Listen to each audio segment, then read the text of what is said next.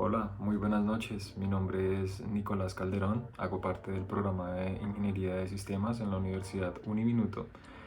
Y el día de hoy vengo a contarles una pequeña anécdota que me llevó a algunas conclusiones bastante profundas con respecto a la ingeniería de sistemas y de software un poco, relacionándolo un poco más al tema del análisis de los sistemas de la información, que es la asignatura que estoy viendo particularmente. Y pues bueno, realmente quisiera empezar con una idea que me plantearon hace mucho tiempo. ¿Y cuál era esta idea, no? Entonces, la idea que me implantaron hace mucho tiempo es hacer un software sencillo, solo es cuestión de tener una buena idea. Y me pareció bien, de hecho en ese tiempo era más bien ignorante al respecto y yo dije como, ok, parece sencillo. Entonces, ¿yo qué hice? Yo lo que hice fue quedarme con esa idea por mucho tiempo. Y después de años prácticamente de estar, digamos que a la deriva, logré entrar en el medio y logré cambiar absolutamente el chip. ¿Cómo cambié el chip? Lo cambié mediante la lectura crítica de hecho, y también mediante el aprendizaje autónomo, que me llevó hasta el punto en el que estoy, en el cual les voy a explicar por qué esa afirmación, si bien es cierta, digamos que para hacer un software de calidad es solamente necesario tener una buena idea, eh, pero esa idea tiene que estar acompañada de unos criterios específicos, unos estándares y unas metodologías muy específicas para poder lograr que realmente esa idea se convierta en algo no tangible, pero en algo cierto y en algo que probablemente pueda ayudar bastante a cualquier usuario, obviamente dependiendo de la idea. Entonces, ¿yo qué hice? Después de mucho tiempo de sumergirme en lecturas con respecto a la ingeniería de software, a la ingeniería de sistemas, al análisis de sistemas, lo que pude deducir es que si bien la idea es clave, porque eso nos da un enfoque con el usuario, que de hecho es uno de los principios de la ingeniería de software, no lo es todo. Entonces, ¿qué debemos de tener en cuenta? Hay algunos específicos que debemos de tener en cuenta y lo voy a asociar un poco como a los principios de la ingeniería de software y también a de una de las metodologías más utilizadas y más buenas, por llamarlo de alguna forma, para el desarrollo del software, que es la metodología RUP, por sus siglas en inglés, Rational Unified Process, o proceso racional unificado. ¿Qué es esta metodología? Ya lo veremos en unos minutos. Inicialmente quisiera pues explicar un poco más lo que serían los principios. Entonces ya tenemos la idea es clara, independientemente de cuál sea la idea, pero tenemos que enfocarla al resultado final y a la verdadera ventaja o digamos que al resultado que le va a dar al usuario. Cómo esta idea va a satisfacer al usuario, va a ayudarle en algún contexto específico. Ese es uno de los primeros principios que tenemos que tener en cuenta. Luego, hablando nuevamente de los principios, debemos de tener en cuenta el tema de la modularidad. ¿Qué es esto? Que al momento de nosotros desarrollar esta idea que tenemos, esta idea innovadora, llamémosla de esa forma, seamos capaces de desarrollar un software que sea modular. ¿Qué quiere decir modular? Que puedas hacerlo en diferentes partes, por decirlo así, que entre ellas se interrelacionen de forma adecuada y que permitan que cada una de forma individual funcione y que como un grupo también generen una funcionalidad específica. ¿Qué garantiza esto? La modularidad garantiza que durante las etapas del desarrollo, primero se pueda trabajar en equipo, segundo, que sea más rápido, porque si dividimos las tareas en diferentes equipos y las proponemos para un tiempo específico, podemos lograr terminar el software en un tiempo mucho más reducido. Y tercero, que sea escalable, pero ya llegaremos al tema de la escalabilidad, más bien para el final del video.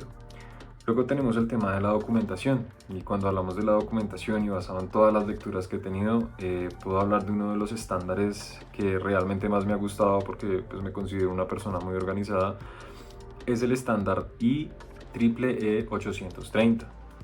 ¿De qué se trata este estándar? Para hacer como una historia corta, porque realmente el estándar es bastante extenso y nos habla de la forma apropiada de documentar el software o cualquier sistema de información que se desarrolle. Entonces, ¿qué es lo que tenemos que tener en cuenta? Que esa documentación sea clara, específica y orientada al resultado. Entonces, ya hemos visto tres principios: el enfoque al usuario, la modularidad y la documentación, que si seguimos este estándar que les hablo del IEEE 830, ese nos puede garantizar que esta documentación sea muy asertiva y que sea entendible por el público. Una parte de esta documentación, una parte clave de hecho, es el tema de la documentación específica. Entonces, bueno, no solamente la documentación específica, sino la documentación visual. ¿Cómo se logra esto? Mediante diagramas UML, que como les digo, esto hace parte todo de este estándar. Este estándar lo que nos dice es que toda la documentación debe ser clara, legible y tiene que tener un objetivo claro y específico que va relacionado al enfoque del usuario. Por último tenemos el tema de la iteración, que permite la iteración como uno de los principios del software. Lo que nos permite es que en cada etapa, en cada módulo, podemos llamarlo, que todas se hagan pruebas y que esas pruebas sean repetitivas para garantizar que la idea que tenemos de ese módulo se lleve a término y que se cumpla con efectividad. Esas es básicamente las iteraciones, que sean repeticiones de un proceso hasta que se llegue a la meta, sin errores. Igual, parte de lo que se trata el desarrollo de software es de cometer errores o de tener oportunidades para así nosotros poder identificar esas oportunidades y lograr desarrollar un software mucho más orientado al usuario y a la satisfacción del mismo. Ahora, volviendo un poco más a la metodología del RUP y todo esto, esta metodología lo que nos plantea es que tengamos un enfoque bien específico y este enfoque se divide en 4 partes. Entonces la primera parte, que sería la parte de los objetivos y el alcance. Los objetivos deben ser claros, la idea debe ser innovadora pero debe ser muy específica y también debe ser escalable. No puede ser una idea que empiece hoy y el día de mañana sea obsoleta, no realmente. Siempre tenemos que pensar en los problemas de hoy y en las oportunidades del mañana. En ese orden de ideas, pues parte del RUP lo que nos dice es que nuestro inicio tiene que tener un objetivo específico y un objetivo escalable. En ese orden de ideas, pues ya seguimos con el tema de la elaboración. Aquí vamos con el tema de la arquitectura del sistema. ¿Cómo podemos hacer la arquitectura del sistema? Volvemos nuevamente al tema de la documentación. Dentro de la documentación encontramos diagramas de diferentes formas, de diferentes especies. Pueden ser diagramas de casos de uso, pueden ser diagramas de clases, pueden ser diagramas secuenciales, hay hasta 27 opciones de diagramas que podemos utilizar para lograr una arquitectura no solo aceptable, sino escalable.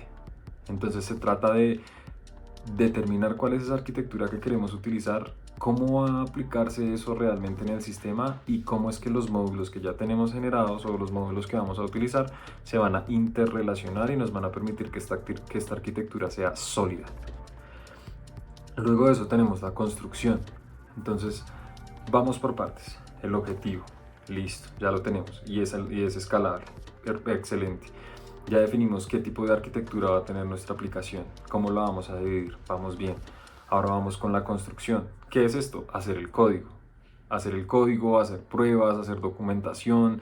Aquí va la construcción, aquí es donde se pone interesante porque es donde vamos a aplicar todo lo que ya sabemos, todo lo que hemos discutido, todo se va a hacer, digamos que por llamarlo de alguna forma tangible, porque ya lo vamos a tener en un código específico y vamos a poder utilizarlo en un entorno real. Dentro de la construcción también podemos encontrar el tema de la interfaz de usuario, que esta se lleva a término básicamente poniéndose en contacto con el usuario. El usuario es el que nos va a decir, me parece mejor de esta forma, de esta otra forma, y nosotros nos vamos a adaptar a esas formas, porque recuerden que el enfoque siempre está orientado al usuario. Y así lo que vamos a lograr es tener una construcción apropiada y orientada al resultado con el usuario. Por último tenemos la transición. ¿Qué es esa transición? La transición es que ya tenemos el software creado, ya tenemos todos nuestros lineamientos específicos, ahora lo que nos queda es ponerlo en práctica. Reducir los errores, obviamente, porque como les digo es un proceso iterativo, entonces lo ideal es que esos procesos iterativos, todas esas repeticiones reduzcan los márgenes de error a pequeños, realmente que solamente se van a encontrar en un ambiente productivo, que eso es lo que tratamos de lograr con el tema de la transición. ¿Qué también queremos lograr con la transición? Que el usuario final también nos dé retroalimentación. ¿Cuál es el punto?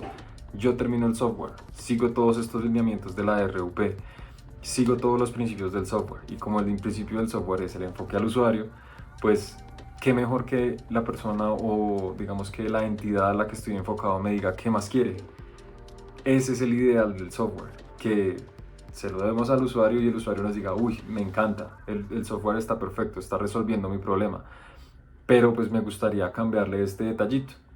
Esa es la parte de la transición, que ellos nos digan, queremos cambiar esto, queremos mejorar esto. Y así, teniendo en cuenta todos los lineamientos que hemos hablado, el enfoque, la modulación, todo esto nos permita desarrollar, no desarrollar desde el principio, sino adaptar este software que es escalable a las nuevas necesidades que tenga nuestro usuario.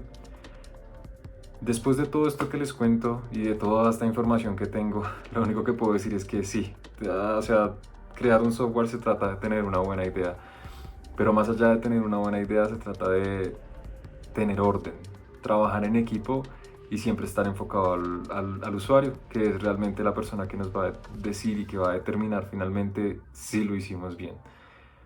Esa es mi conclusión para el día de hoy. Espero que el video haya sido explicativo, que haya dado la información que necesitan saber con respecto a la anécdota que les cuento y que haya abarcado todos los temas que necesitamos abordar.